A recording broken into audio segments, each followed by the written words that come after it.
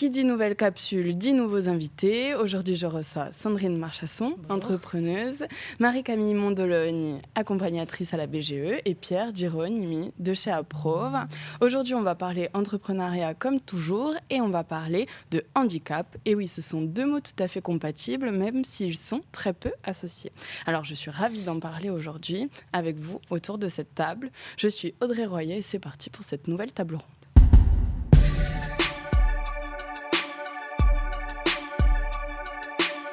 Donc alors, je vais commencer par vous laisser la parole pour vous présenter. Donc Sandrine Marchasson, entrepreneuse. Est-ce que tu veux bien te présenter rapidement, s'il te plaît ? Alors donc Sandrine Marchasson, comme tu l'as si bien dit. Alors moi je suis entrepreneuse, mais je me vois comme une personne qui est réellement là pour pouvoir aider justement les entrepreneurs, les petits commerçants, les petites structures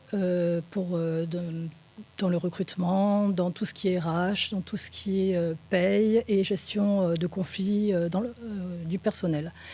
Et voilà, je suis là plus comme une accompagnatrice et une personne de terrain et vraiment de proximité. Tu vas aider les structures de proximité, les petites entreprises. Voilà, c'est vraiment mon but. Ouais. Et alors, tu es autour de cette table. On va le dire, car tu es atteint de handicap invisible. Tout à fait. Voilà, donc on y reviendra tout à l'heure. En tout cas, merci de ta présence. Marie-Camille, conseillère, formatrice en création d'entreprise. Voilà, donc j'accompagne les porteurs de projets, de l'émergence de l'idée, en passant par la structuration du projet, jusqu'à la concrétisation, on l'espère, du projet. J'accompagne aussi post-création, même certaines fois, je fais des formations. Et voilà, donc j'accompagne tout type d'entrepreneurs, quelle que soit la taille de la structure qu'ils souhaitent développer. Super, merci beaucoup d'être présente. Et notre dernier invité, Pierre, merci d'avoir accepté l'invitation. Donc c'est toi qui es coordinateur de projet et chargé des ressources humaines dans la structure Aprove. Est-ce que tu peux présenter du coup ton poste et un peu la structure ? Alors moi je représente la Scope Aprove. Je suis associé salarié depuis maintenant 5 ans. Aprove, son cœur de métier, c'est bien sûr l'entrepreneuriat. Donc en fait, on accompagne et on conseille des porteurs de projets à la création, mais aussi à la reprise d'entreprise. Quand je dis accompagne et conseil, c'est de A à Z, donc sur toutes les étapes d'un projet, mais aussi a posteriori. À côté de ça, on fait également de la formation professionnelle et de l'animation de territoire, sans oublier bien sûr le numérique. Super. Voilà. Merci beaucoup. De beaux projets chez Aprove également. Donc voilà, on va commencer avec une question là tout de suite. Entreprendre quand on est porteur de handicap, est-ce que c'est un risque accru ? Qui c'est qui veut commencer ? La première question, je sais, c'est toujours la plus compliquée, il faut se lancer. Sandrine. Oui, c'est un risque accru pour diverses raisons. D'abord parce que, justement, on est porteur de ce handicap qui fait que parfois il y a des complications, donc on n'est pas forcément toujours à 100%, même si on donne le meilleur de soi-même, c'est pas toujours évident. Et également financièrement, parce que c'est vrai que être auto-entrepreneur, ça a certains avantages, mais ça a aussi beaucoup d'inconvénients. C'est-à-dire que finalement, si on ne cotise pas suffisamment à la sécurité sociale, là, moi qui viens de me faire opérer, par exemple, là, je n'ai pas de ressources, quoi. Il n'y a rien qui rentre. Donc, oui, ça peut être très compliqué sur le long terme. Oui. Parce que puis on ne comprend pas trop pourquoi non plus, finalement...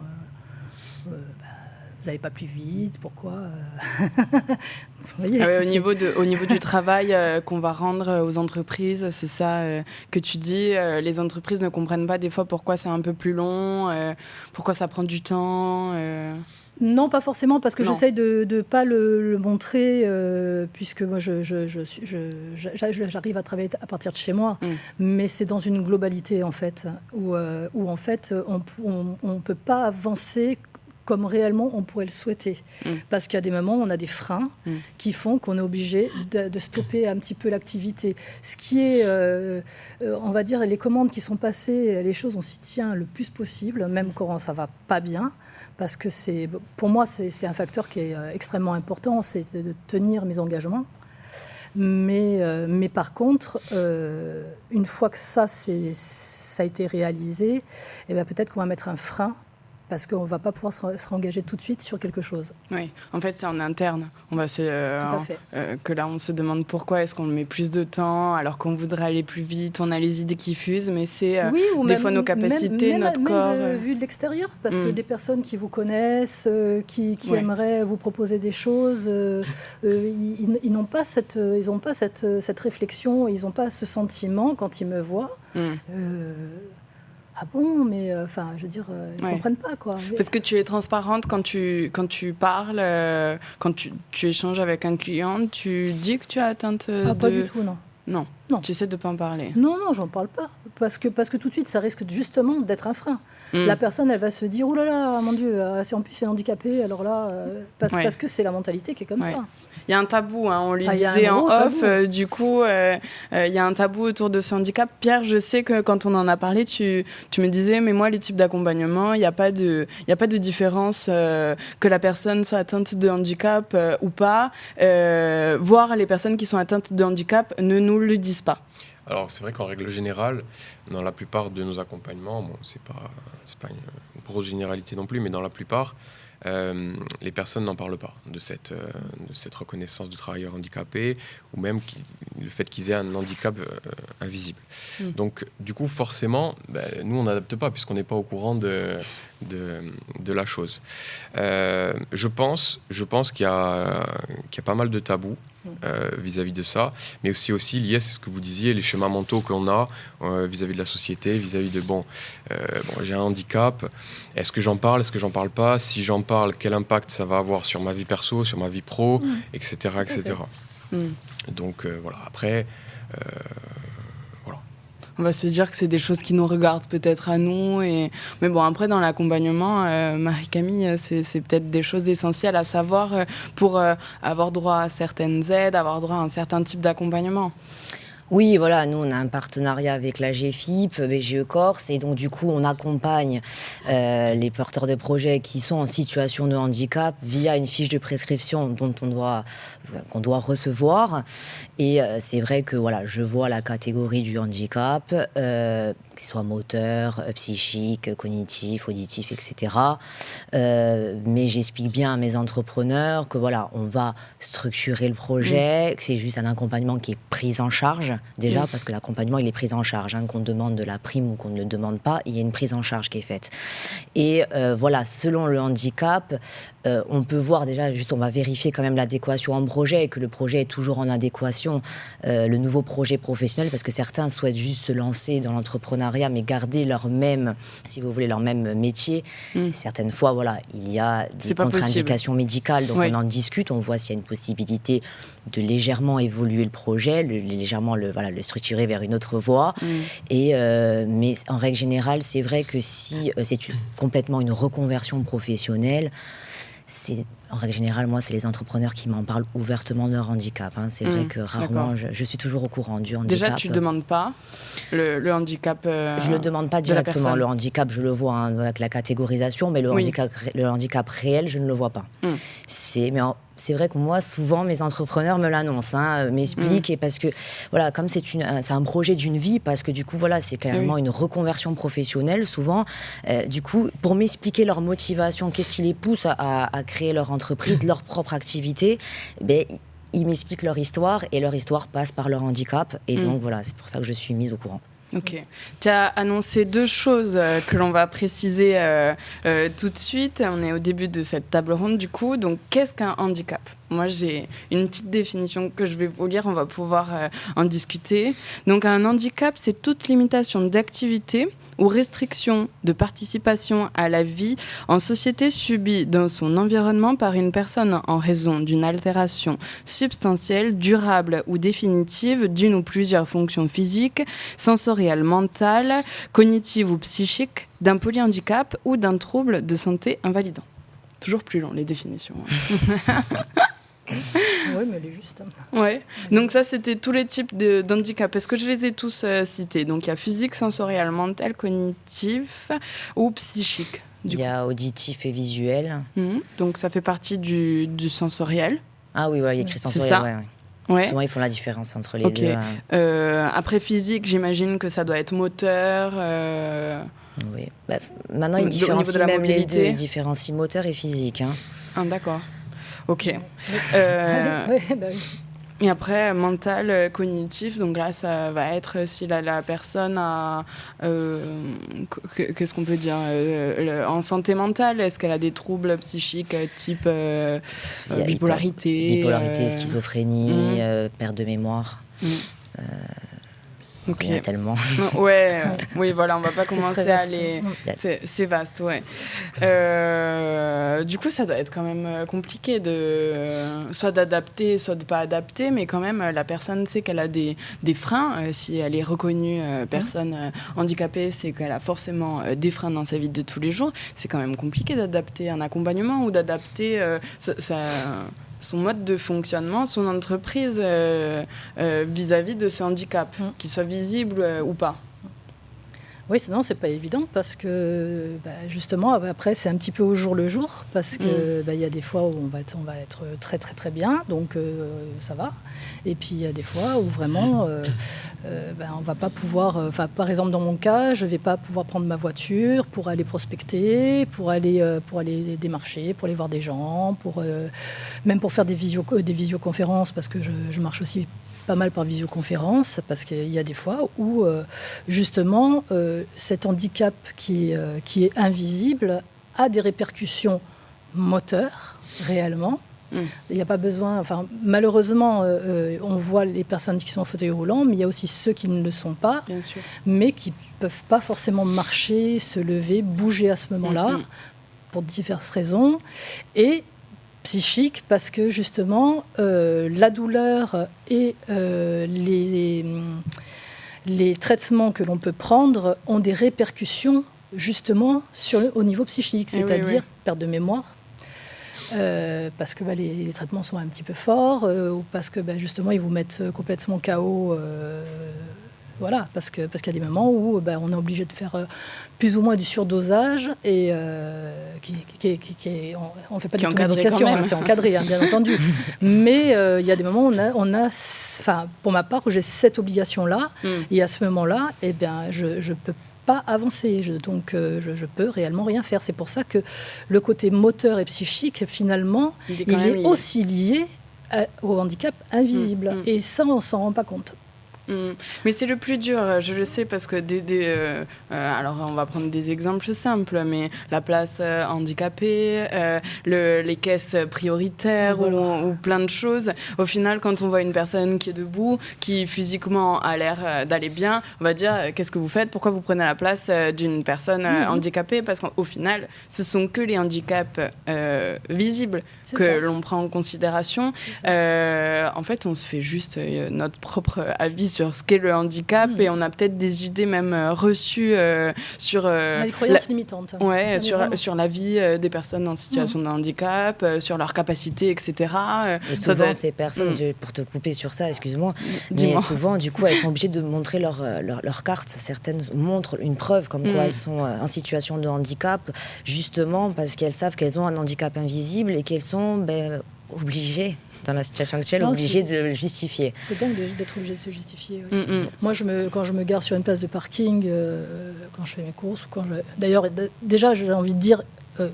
il n'y a pas assez de places de parking pour les personnes c'est un autre sujet là, Sandrine. Non, mais c'est hyper important quand même.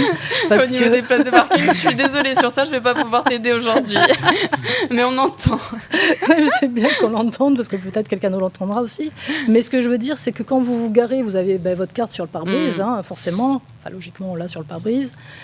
Et quand vous descendez, vous avez des personnes qui passent à côté de vous, qui vous regardent de la tête aux pieds. Déjà, c'est très désagréable et qui vont regarder sur votre pare-brise. Ouais, du coup, au niveau de la prospection, c'est peut-être ça aussi. Si un client vous garez sur une place handicapée, est-ce qu'il va avoir des a priori sur vos compétences? Alors là, c'est là où c'est pour ça que j'ai eu un petit coup de gueule sur les places handicapées. Bien souvent, quand je fais de la prospection, de toute façon, il n'y en a pas des places handicapées. Donc, oui. Non, mais il faut être conscient que on va tourner des heures parfois pour trouver une place, pour se retrouver le moins loin possible de la personne que l'on doit aller visiter, rencontrer. Donc ça implique de marcher, ça implique beaucoup de choses. Et puis après, il y a ce regard négatif donc de ces personnes qui vous regardent et puis qui vont même vous rigoler au nez en disant ah ouais, handicapé, genre mon œil quoi. Moi, il y a des moments où ça m'a mis fortement en colère et j'ai dit mais vous êtes médecin ? Parce que moi, si vous voulez, j'échange avec vous, vous prenez tous les traitements que je prends. C'est de l'injustice. Ah oui, non, parce que ça me met hors de moi. Ça me met hors de moi. Il y a des pensées limitantes. Et je pense que beaucoup de personnes devraient réfléchir avant de parler. Parce qu'il y a des préjugés qui sont complètement... on y reviendra sur ces préjugés-là. Ça nous fera notre transition tout à l'heure. On va continuer sur l'accompagnement, justement. Tu nous parlais également de l'AGFIP.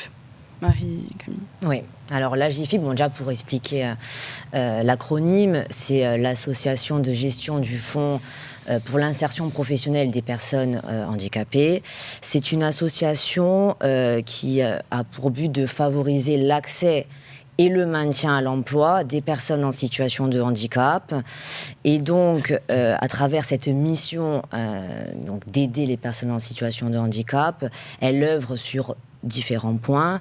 Donc déjà, dans un premier temps, elle collecte et elle gère des contributions des entreprises dans l'obligation de l'emploi.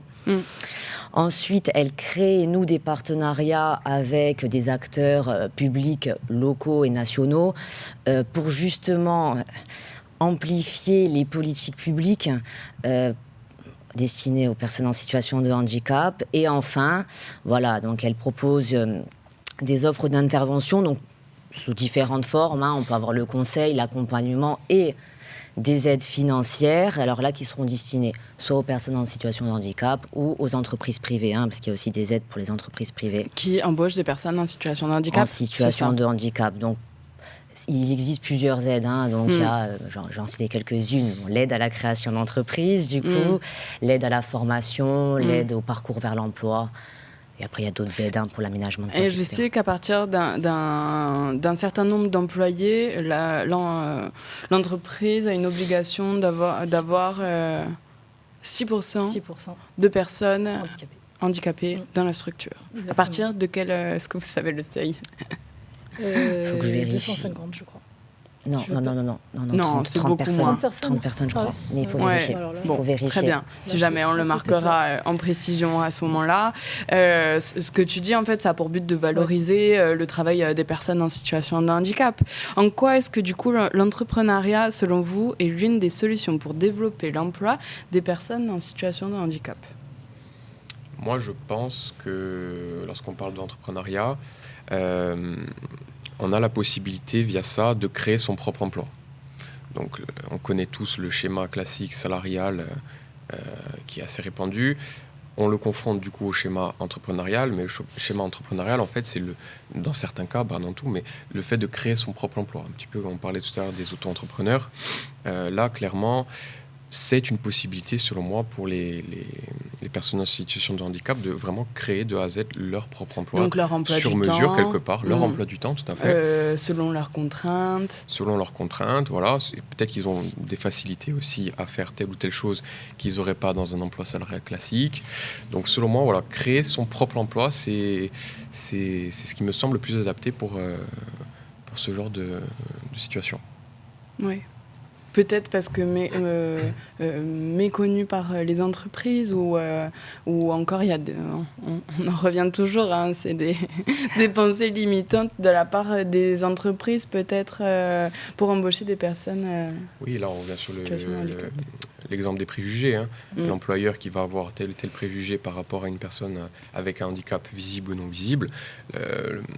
Les plus gros préjugés, je pense, sont sur la productivité. Oui, mais pas que. L'absentéisme. L'absentéisme, ouais. Le fait d'être moins concentré, peut-être, ça c'est des préjugés. Oui, ça peut être. Ils estiment que pour certains patrons, on va dire, la personne en situation de handicap n'est pas fiable. Ouais. Et quand ils ont des doutes sur la fiabilité d'une personne, concrètement, ils ne l'embauchent pas. Et ce qui est dur dans un emploi salarié, pour certains handicaps, c'est le travail en 35 heures, mais c'est des horaires fixes, c'est 8 heures, midi. des horaires fixes, et donc il n'y a pas cette espèce de flexibilité, parce que allez, je veux dire 90% des emplois, il n'y a pas de flexibilité dans le travail. Voilà. Donc, il y a des horaires. S'il y a 5 minutes de retard ou 10 minutes de retard, certains employeurs, ça ne passe pas. Et donc, quand on a certains impératifs de santé, avec peut-être une prise de médicaments ou des opérations en urgence, concrètement, voilà, il y a des choses que la personne en situation de handicap ne peut pas justifier. L'histoire des pauses aussi peut-être, pour revenir à ce que tu disais. Oui. L'histoire des pauses durant le temps de travail, ils ne sont peut-être pas adaptés au handicap de la personne. Des fois, les pauses sont imposées dans les grandes entreprises. Mais là, clairement, peut-être qu'il faut plus de temps à la personne, ou au contraire, il n'a pas besoin d'autant de temps, parce que s'il passe autant de temps après, voilà. Mais peut-être à intervalles réguliers, 2 minutes par 2 minutes par 2 minutes, tout au long de la journée. Peut-être. Ouais. Non, moi je pense surtout que quand ils embauchent quelqu'un en situation de handicap, c'est déjà de connaître, sans que ça devienne discriminatoire, parce que bien souvent c'est discriminatoire, c'est de connaître réellement ce qui va les freiner pour justement pouvoir adapter réellement le poste, et il ne faut pas croire, ces personnes sont fiables, elles sont parfaitement fiables parce qu'elles veulent travailler. Donc si ils avaient ces pensées moins fermées, restrictives, et qui puissent leur proposer pour que vous puissiez travailler dans de bonnes conditions, je vous laisse un peu gérer. Bon, après, pas ça va être, en fait, ça va être l'échange avec le salarié. Voilà, exactement. Et ils se rendraient compte qu'en réalité, ces personnes-là, elles sont tout à fait productives. Ah oui. Parce qu'elles veulent travailler. Elles n'ont pas envie de... C'est pas le but. Surtout quand elles cherchent un emploi, ça veut dire que oui, elles veulent travailler. Mais il y a de la discrimination. Et il y a de la discrimination, on la voit tous les jours. Elle est quand même normalement interdite et punie par la loi, mais tout le monde s'en fout. Donc, qu'est-ce qui les pousserait du coup à créer leur propre emploi? Marie-Camille, en quoi ça développerait l'emploi des personnes en situation de handicap, l'entrepreneuriat? Pour revenir un petit peu, c'est vraiment de répondre, c'est de pouvoir adapter son rythme d'activité vraiment aux impératifs, aux problématiques de santé. Pour compléter ce qu'on disait, ce qui peut être intéressant dans l'entrepreneuriat avec une personne en situation de handicap, c'est qu'elle peut créer son propre marché. Moi, j'ai eu le cas là assez récemment avec, là, pour le coup, un handicap visible, une personne qui était sourde. Et cette personne sourde, du coup, on a dû adapter l'accompagnement. Là, pour le coup, on a fait appel à une interprète en langue des signes, Gaëlle Madec, que je salue si elle nous regarde.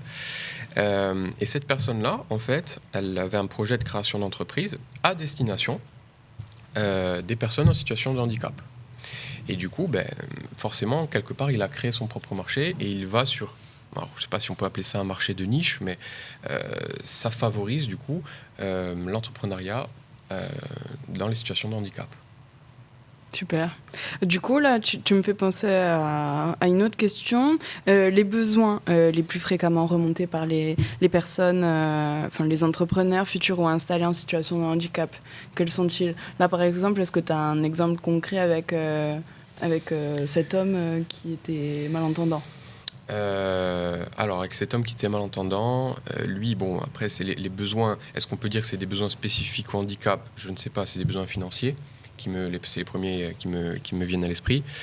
Non, pour le coup, pas que je me souvienne. Il n'y avait pas de besoin spécifique à ça. Lui, sa volonté, c'était vraiment de travailler et d'aider aussi, parce qu'il y a une dimension sociale là-dedans, les personnes en situation de handicap via son projet. Alors nous, quand les personnes en situation de handicap nous contactent, elles recherchent un accompagnement personnalisé sur toutes les étapes qui mènent à la création d'entreprise. Et c'est vrai, donc je vais revenir sur la GFIP, parce que c'est vraiment un peu un de nos cœurs de métier, mais le partenariat AGFIP BGE Corse permet de fournir aux personnes en situation de handicap un accompagnement sur mesure. Donc, pour revenir, Gaëlle, s'il y a besoin d'un interprète, mais vraiment si vous voulez, d'apporter un soutien dans mon cas, pour la demande d'aide à la création d'entreprise. Donc, on va vérifier, parce qu'il y a des critères d'éligibilité, on va vérifier les pièces justificatives, on va structurer le projet, on va aussi fournir à la GFIP la viabilité du projet. Et en plus de ça, ce qui est bien dans l'accompagnement qu'on peut leur fournir, c'est qu'on va leur fournir un accompagnement post-création, donc sous forme de conseils, mais aussi d'adaptation par rapport à l'organisation de la structure.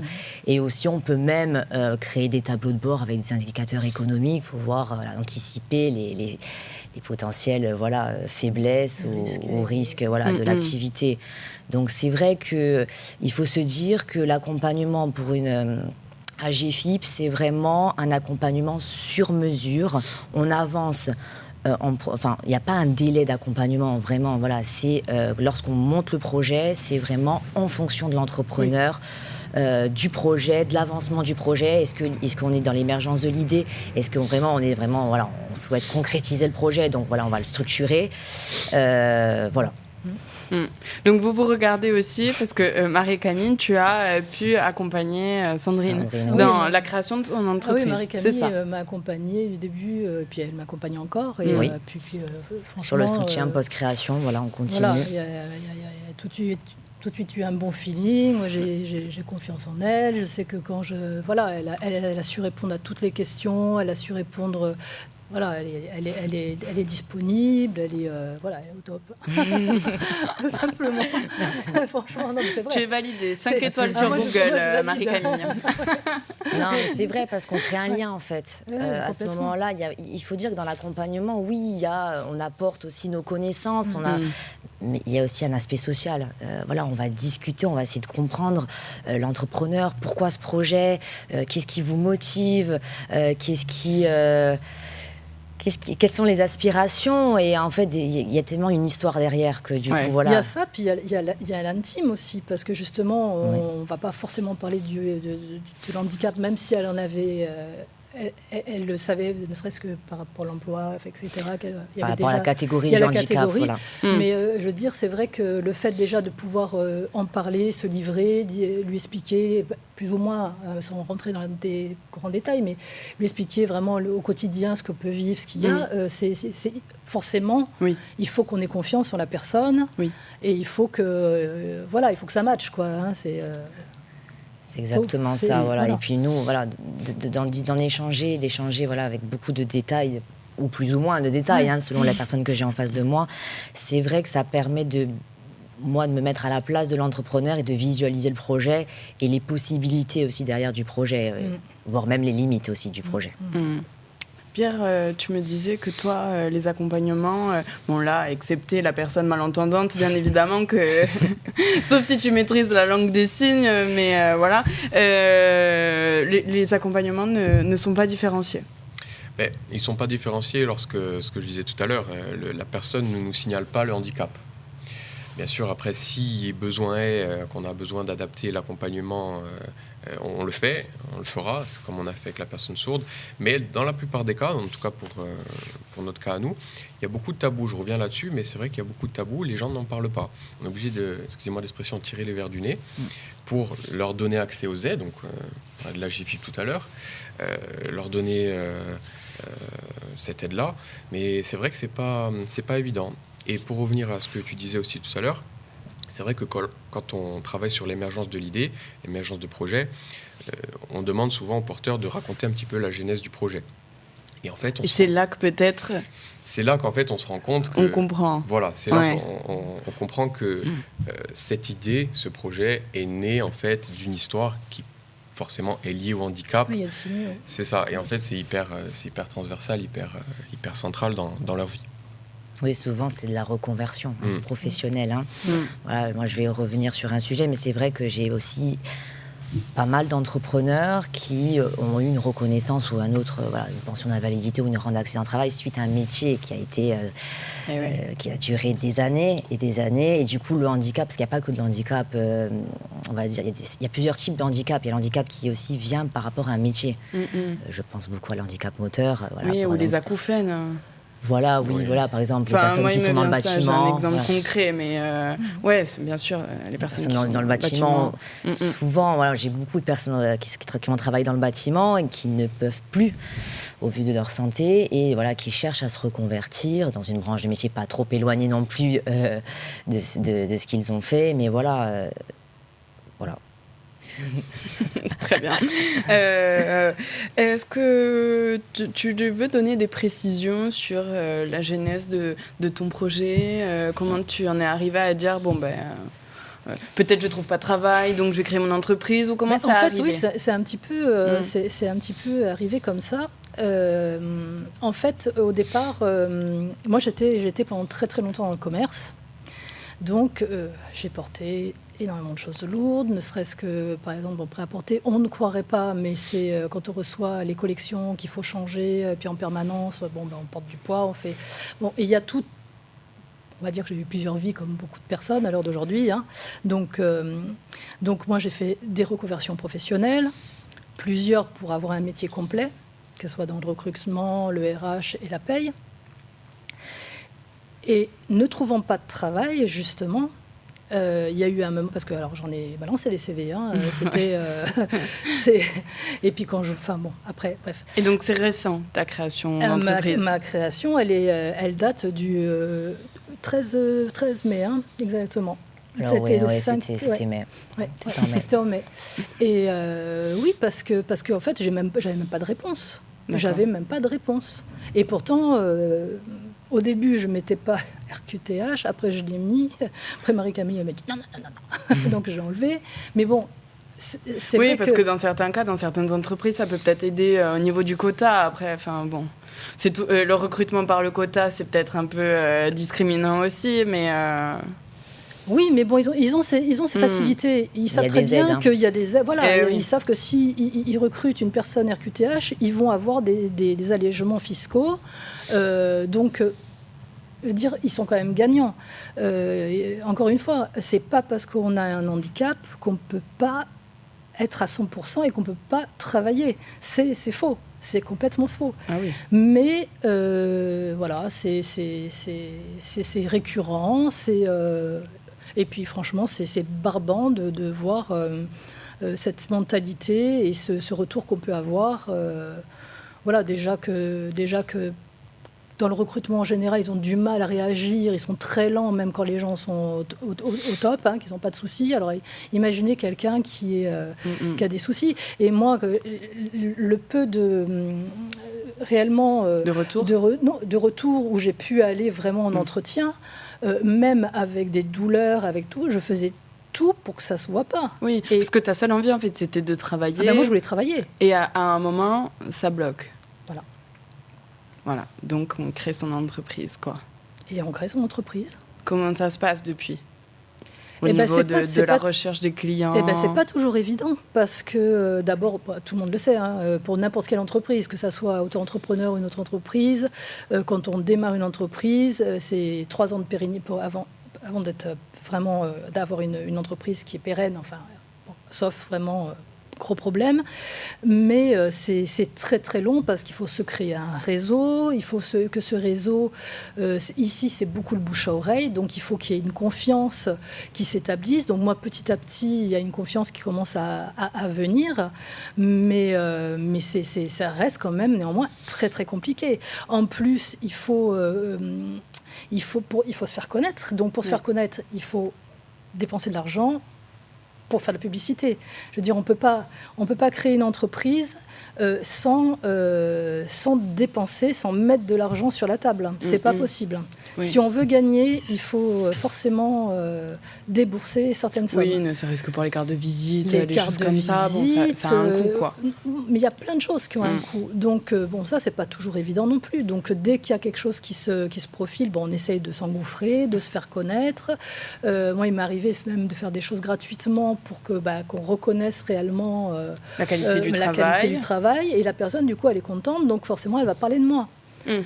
Voilà, et on en est là, quoi. Mais c'est très, très compliqué. C'est très compliqué. Tu as pu être aidée financièrement. Oui, alors grâce à la GFIP, grâce à Marie-Camille, pour acheter du matériel. Marie-Camille, super. Non, On va te recommander, super. Non, mais vraiment, il y a des bons retours.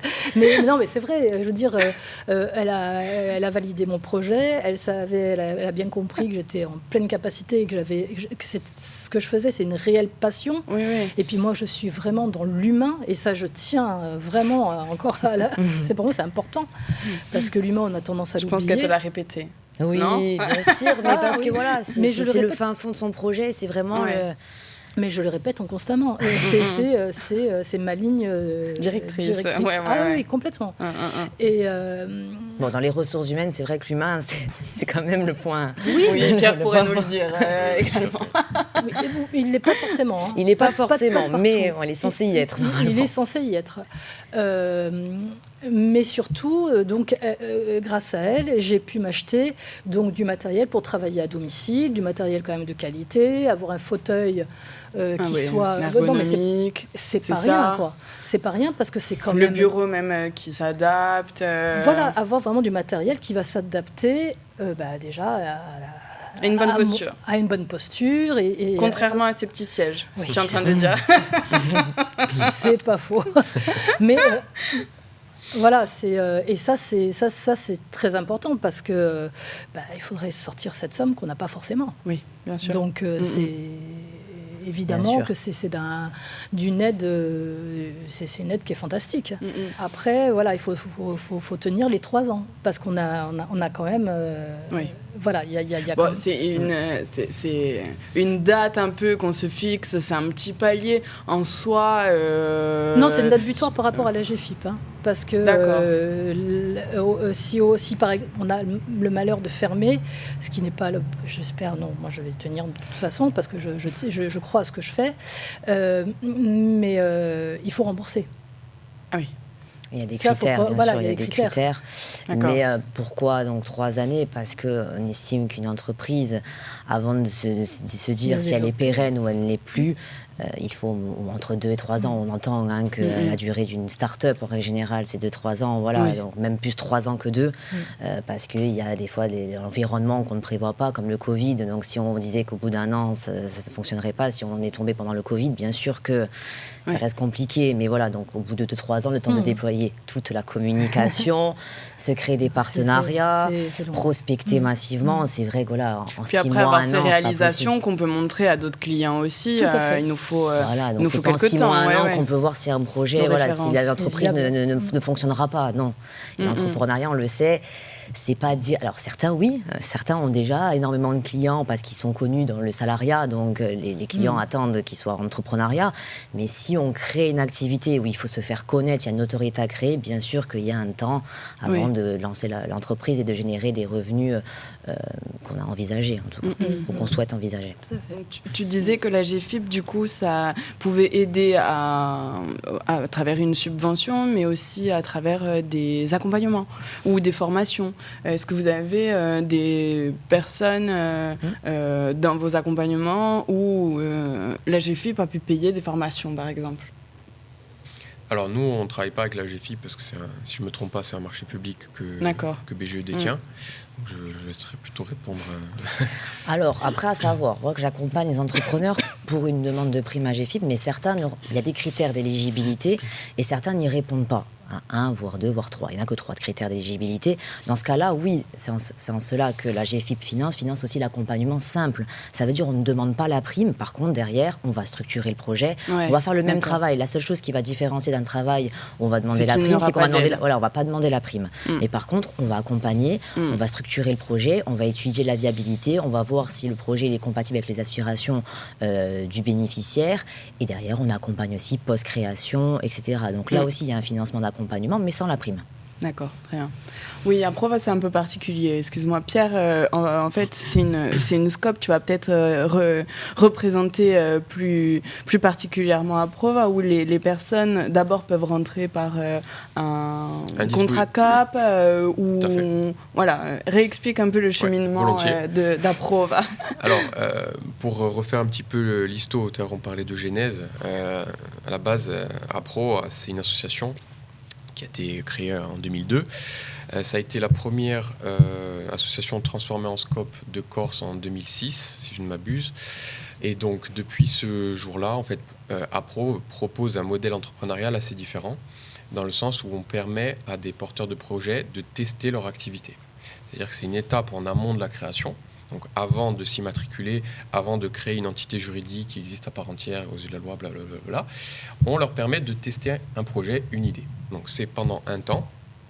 Ce temps-là peut être renouvelé. Donc, en règle générale, on est plutôt sur 6 mois, renouvelable 2 fois. Donc, on est sur des périodes d'environ 1 an et demi. Et durant cette période-là, donc, ils testent le projet, ils testent l'idée, je me répète, mais c'est important. Pourquoi ? Parce que on va avoir des personnes, tout type de profil. Vous allez par exemple avoir des anciens étudiants qui sortent d'études et qui ont envie de tester une idée, de tester un projet. Ils ne savent pas si ça va marcher, ils ne savent pas s'ils vont avoir les clients, ils savent pas, et ils ont besoin de se tester eux-mêmes aussi. Et du coup, APROV propose ce statut-là via le contrat CAP, donc contrat d'appui au projet d'entreprise. Mais il y a encore une particularité, c'est-à-dire que nous, on est une SCOP et une coopérative d'activité et d'emploi. C'est-à-dire que, comme notre nom l'indique, on travaille beaucoup en coopération, en collaboration. C'est-à-dire que lorsque vous entrez dans ce dispositif-là via APROV, vous faites partie d'un écosystème et vous êtes accompagné par d'autres entrepreneurs, par nous aussi également, mais par d'autres entrepreneurs, puisque l'objectif, c'est de collaborer et de coopérer. Ensuite, par rapport à ce contrat CAP-là, il y a une poursuite, dans le sens où une fois que le contrat CAP est terminé, une fois que le test est effectué, on fait le point et on dit à la personne, voilà, est-ce que ça a marché, est-ce que ça n'a pas marché, on fait le point et on a un autre dispositif qui lui s'appelle le contrat d'entrepreneur salarié, donc qui lui est propre au CAE. C'est l'étape d'après en fait, c'est là où on va pouvoir salarier l'entrepreneur sur sa propre activité. C'est-à-dire qu'avant, sur le contrat CAP, c'est pas un contrat de travail, c'est un contrat dit d'engagement. Là, sur le contrat d'entrepreneur salarié, on est sur un vrai contrat de travail, donc c'est un CDI à durée indéterminée, où le salarié, l'entrepreneur, va devenir salarié de la coopérative. D'accord ? Et il aura des fiches de paye qui seront définies en fonction du chiffre d'affaires qu'il générera tout au long de l'année. Donc nous, on a des entrepreneurs salariés qui sont là depuis le début. On a bien sûr des nouveaux au fil des ans. On a en règle générale une vingtaine d'entrepreneurs salariés sur l'année. Je ne l'ai pas dit tout à l'heure, j'aurais dû, mais APRO rayonne sur tout le territoire insulaire. Donc on a une antenne à Bastia, également à Porto Vecchio. Le siège est à Ajaccio, mais voilà, on a des entrepreneurs salariés sur tout le territoire insulaire. Donc voilà un petit peu au bout d'un certain temps, ils peuvent même devenir du coup associés. C'est ça, exactement. Tu fais bien de le dire. Au bout de 2 ou 3 ans, l'entrepreneur salarié a la possibilité de rentrer au sociétariat, donc de la SCOP, et du coup d'acheter des parts de l'entreprise et de participer à la vie dite démocratique de la SCOP. Parce qu'en fait, chez nous, on a un principe démocratique de une personne égale une voix. C'est-à-dire que tu aies 1 000 euros ou 10 000 euros dans l'entreprise, ton poids est le même. Peu importe ton investissement financier, je dirais. Ouais. Je vous renvoie vers l'épisode de capsule de l'ESS où on explique les principes de l'économie sociale et solidaire et du coup de la démocratie, une personne égale une voix. Vous avez des personnes handicapées qui sont entrepreneurs salariés ou associés dans la structure ? Alors, non. On a, je pense à 2 ou 3 personnes qui pourraient avoir une RQTH, mais qui à ce jour ne l'ont pas demandé. Donc on revient encore sur ce système de tabou. Et la phrase qui ressort toujours, c'est « Oh, qu'est-ce que ça va rien changer, ça va rien changer, ça va rien m'apporter ». Alors qu'au contraire, on l'a vu tout à l'heure, il y a des dispositifs, il y a des parcours spécifiques, des aménagements aussi peut-être par rapport au poste.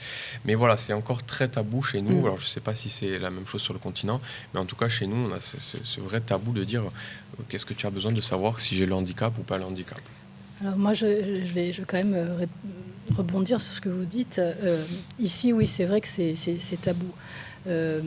Par exemple, j'ai une amie qui est sur le continent. Elle devrait être reconnue travailleur handicapé parce qu'elle a eu de nombreux accidents. Enfin bon, c'est quand même très très lourd ce qu'elle vit. Mais c'est le parcours du combattant. Pour avoir la validation. Pour avoir la validation. Ouais. D'abord parce que, je vais vous dire honnêtement, d'abord on commence par son médecin généraliste qui doit remplir donc un document. Le médecin généraliste, il n'est pas forcément ouvert parce que ça lui prend du temps, même si excusez-moi, je vais peut-être un peu dénoncer des choses, mais ils ont quand même 70 € qui est payé pour remplir une fiche. Mais ils ne le font pas. Mais il y en a qui veulent pas le faire. Il y en a qui veulent pas le faire parce que ça va leur prendre du temps, parce que ils n'ont pas envie de mettre du temps dans. Oui, parce que c'est quand même long. Il y a plein de caches à poser. Il y a des choses à écrire. Voilà, et c'est compliqué. Enfin, moi, j'ai le retour de plusieurs personnes, des personnes qui connaissent pas leurs droits non plus. Ou moi, je les ai aidés à monter leur dossier pour qu'ils aient leur reconnaissance. Et obliger aussi les médecins à faire leur travail. Ouais. Tu dis première personne, du coup, c'est les médecins. Ensuite, du coup, c'est de passer devant un comité. Alors, d'abord, il y a le médecin. Après, on envoie ça à la maison du handicap. La maison du handicap, c'est aussi très long.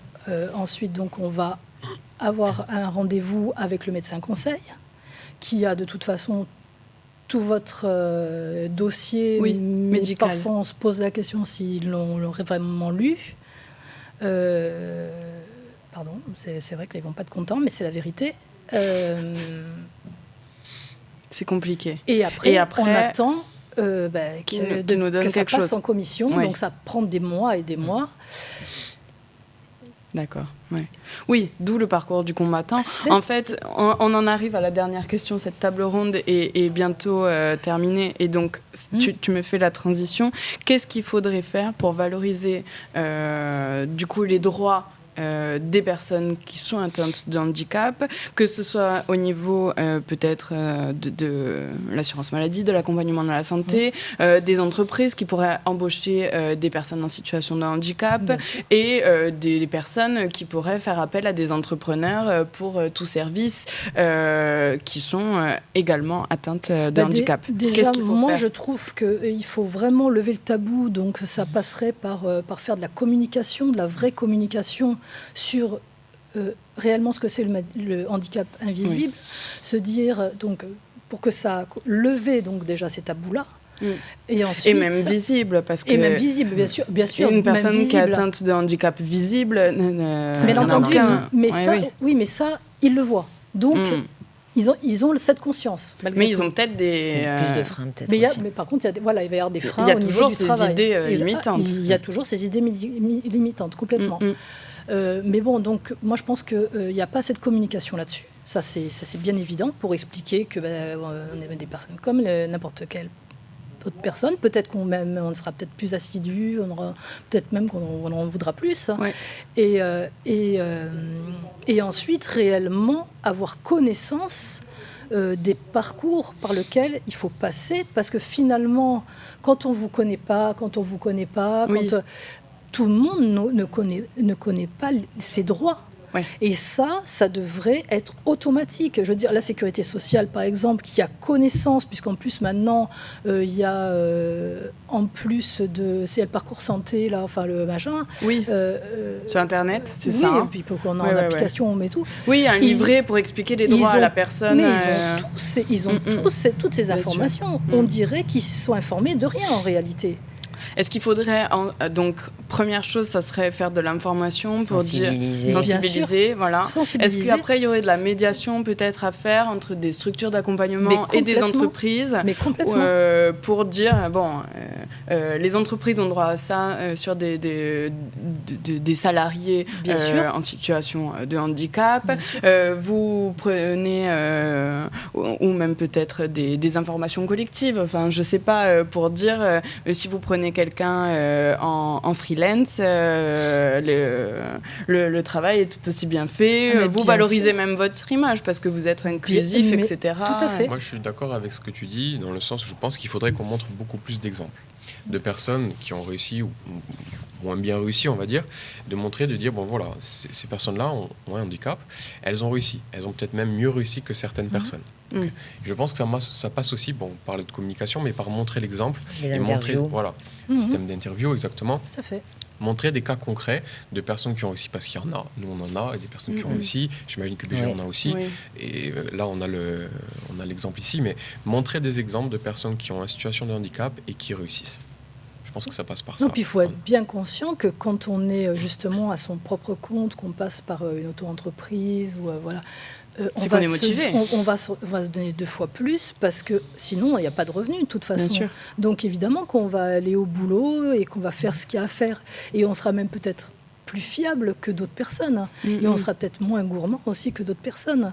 Parce qu'on a cette conscience aussi du fait que... on essaye d'équilibrer aussi les choses. Ce qui me paraît bon... pour moi un petit peu normal, après encore une fois, dans l'humain ça me paraît normal. Les entreprises, sachant qu'elles ont une obligation d'emploi, donc c'est une obligation, sinon elles ont donc des 6%, elles ont des amendes. Ça veut dire qu'elles le font parce que c'est imposé. Et oui, mais on passe par là pour l'acceptation aussi. Oui, mais les quotas, enfin, je comprends Oui, mais c'est pas normal. Le point de vue, enfin, je comprends je ne sais pas comment dire, les deux côtés, les deux parties. D'un côté, si on fait des quotas, c'est pour dire, bon, vous avez l'obligation, mais au bout d'un moment que vous aurez compris pourquoi il y a cette obligation, vous embaucherez naturellement des personnes qui sont en situation de handicap parce que vous verrez de toute façon les apports. Mais après, une personne qui est atteinte de handicap se dit, ouais, mais je suis là parce qu'il y a un quota. Donc, je comprends tout à fait les deux côtés, mais en fait, c'est le temps que ça se fasse, peut-être. Parce que là, c'est le temps que ça se passe. D'éduquer, de sensibiliser, de... Oui, mais ces quotas-là, je veux dire, ne fonctionnent que pour des entreprises avec un certain nombre de personnel. Il y a des entreprises qui ont beaucoup moins de personnel qui n'ont pas cette obligation de quota. Moi, mon problème, c'est le mot obligation. Vous voyez ? Et c'est là où je pense que réellement, il y a une éducation. Il y a vraiment un manque de compréhension. Et c'est là où il y a des acteurs qui se doivent réellement d'intervenir au sein de ces entreprises, qu'elles soient petites comme grandes, pour pas qu'il y ait ce phénomène d'obligation. Parce qu'obliger, c'est... Ça serait le terme à changer, la tournure. Peut-être donner des bonus aux entreprises ou des... Plutôt que de donner un bâton et frapper avec une pénalité, peut-être encourager d'une autre manière. Parce que l'obligation, c'est un ordre. Voilà, c'est un ordre. Et l'humain, l'ordre... Alors que, voilà... L'humain a des réticences avec l'ordre, donc c'est comme ça. Puis les entreprises, évidemment... Ça serait de pivoter, en fait, cette loi, cette obligation. Non, puis sachant qu'elles vont avoir des amendes, oui, donc forcément, elles vont prendre les 6%. Mais en réalité, elles n'en ont rien à fiche. C'est pas le problème. Le problème, il est que tout le monde n'a pas forcément envie de travailler dans des grandes entreprises. Tout le monde n'a pas forcément les capacités de travailler dans des grandes entreprises. Et que ça devrait être plus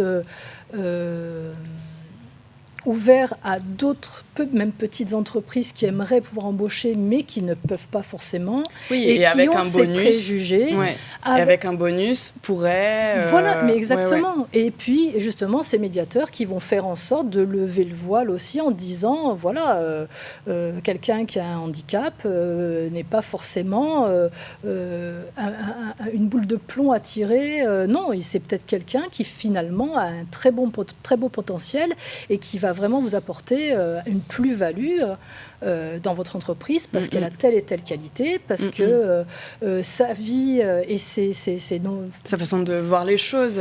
Oui, puis son passé professionnel et plein de choses. Finalement, il y a des compétences transverses qui vont être là et qui vont vous apporter beaucoup.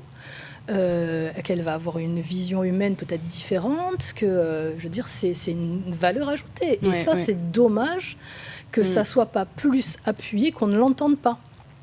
Alors maintenant, il y a de plus en plus de choses qui sont faites sur tout ce qui est sportif, tout ce qui est les événements, voilà. Oui, comme les Jeux Olympiques, valorisation des personnes que je trouve fantastique parce que en situation de handicap. C'est ces gens-là qui alors ils sont un exemple extraordinaire de réussite et de montrer à quel point, quand on a la volonté, on passe outre certaines choses. Bien sûr.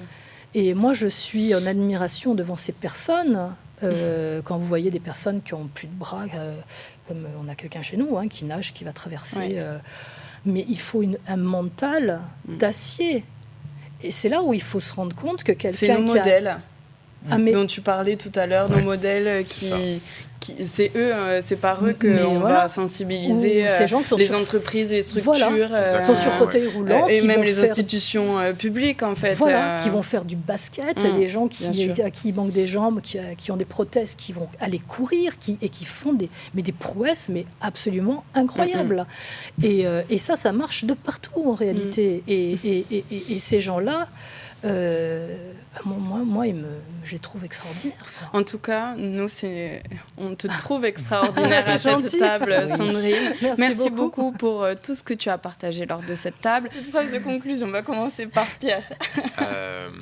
Alors, moi, je dirais que via cet échange qui a été très riche, lorsqu'on a un handicap, ça n'empêche en aucun cas de créer son emploi ou de créer son entreprise. Vous pouvez être accompagné par des structures qui ont la compétence et l'expérience de ça. Donc, moi, tout ce que j'ai à dire, c'est n'hésitez pas, lancez-vous. Peut-être que vous allez faire des erreurs, peut-être que vous allez avoir des échecs, certes, mais c'est la vie.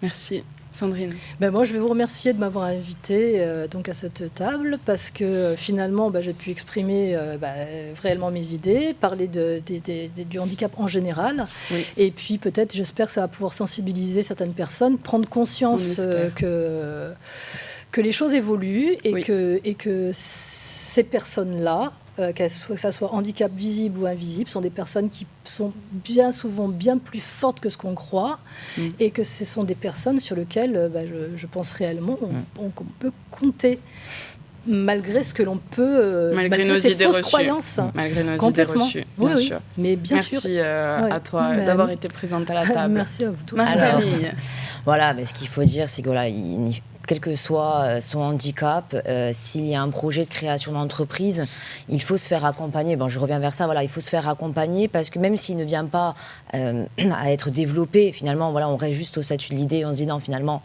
je ne vais pas le développer, mais d'être accompagné, c'est d'être mis au courant de tout ce qui existe. Parce que ça soit APROV ou BGE Corse, on est un réseau de partenaires, que ça soit au niveau de l'emploi avec Pôle emploi, Cap emploi, que ça soit au niveau des couveuses, que ça soit au niveau des structures d'accompagnement à la création d'entreprises, que ça soit des financeurs même. Voilà, on est un vaste réseau et d'aller se diriger vers un partenaire, c'est la possibilité de s'ouvrir à différents autres partenaires parce que nous on met en relation, que ce soit APROV ou BGE Corse, on met en relation avec tous les partenaires et que ça soit fait dans les clous. On aille voir le bon partenaire au bon moment et c'est vrai que ça on le remarque souvent. Je vois certains entrepreneurs qui arrivent à nous, BGE, on voit qu'ils sont arrivés devant nous par recommandation d'un partenaire, mais pas spécialement au bon moment. D'accord. Aussi, c'est ça aussi que je pense qu'il faut aussi changer, c'est que l'entrepreneur en situation de handicap ou même qui n'est pas en situation de handicap soit dirigé vers les bonnes structures au bon moment. Au bon moment. Moi, j'aimerais rajouter quelque chose, surtout, c'est pour ces personnes, j'ai envie de leur dire, croyez en vous. Parce que c'est hyper important de croire en soi. Il ne faut pas avoir peur d'y aller. Il faut croire en soi à 100%. Quand on croit en soi à 100%, on va prendre plus de force. Exactement. Et ça, c'est important. Donc, il faut croire en soi. Il faut aller au bout des choses. Même si on échoue, en tous les cas, il vaut mieux essayer et même si finalement, ça n'a pas marché. Ça ne se concrétise pas, quoi. Que d'avoir des remords. On essaye. Voilà. Il ne faut pas avoir de regrets. Faut pas avoir de regrets, exactement. Faut pas avoir de regrets. Donc il faut C'est le croire en mot de soi. fin. Puis l'entrepreneuriat, c'est une super aventure, je pense. Tout le monde sera d'accord avec ça. Oui. Vivez cette aventure et n'ayez pas peur. Non, croyez en vous. Vraiment, croyez en vous. Merci beaucoup à tous les trois de votre temps et de vos paroles. C'était un épisode de Capsule qui est financé par la M3E et BPI France. Et je vous dis à bientôt pour un nouvel épisode. Merci beaucoup. Merci. Merci.